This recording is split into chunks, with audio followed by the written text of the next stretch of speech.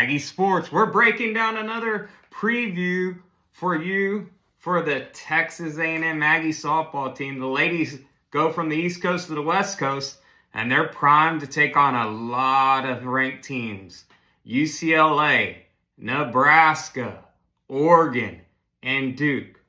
They've got 6 total games. They got LMU and UC San Diego as well, but on Thursday, it's going to be a big prime time show again, just like it was last week with Oklahoma State and Duke. Well, guess what?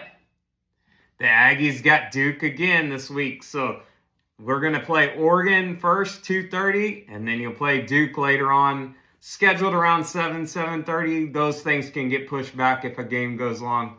You know, that's how tournament stuff goes. So let's break it down. Aggies versus Oregon, though. Full breakdown right now. All right, Aggie family, let's lock it in. Okay, if Texas A&M is going to handle Oregon at the Marietta Classic, it starts with understanding exactly who the Ducks are offensively and in the circle. Their Oregon lineup, this Oregon lineup, is built on speed at the top and left-handed power in the middle.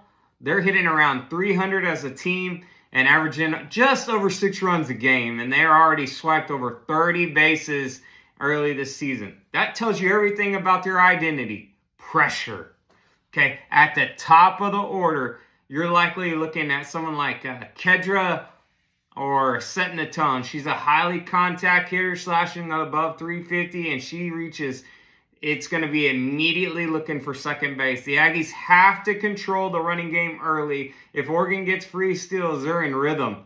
Okay, in the middle of the lineup, look for Allie, look for Harper, look for Sinicki, grabbing, bringing the power and the gap power and situational discipline. They're not reckless swingers, though. That's the thing. They're going to work counts, foul off pitches, and wait for mistakes. Oregon doesn't always need a home run. They're comfortable stringing together 2 or 3 singles in a row.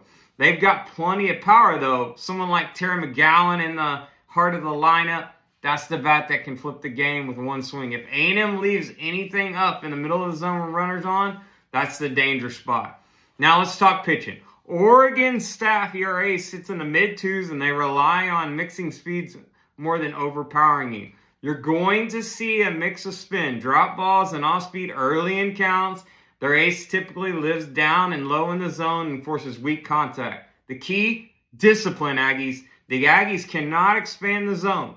If A&M stays patient and forces Oregon into hitters' counts 2-0, 3-1, that's where the power advantage shows up.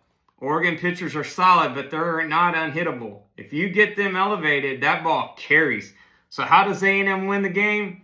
First, limit stolen bases, make Oregon station to station. Second, attack early and count offensively. Don't let their pitchers settle into a rhythm. Although, make sure that they're throwing strikes. Third, win the first inning. Oregon plays freer when they score first. If the Aggies punch early and control tempo, that flips the pressure back onto the Ducks. This matchup is about power versus pressure.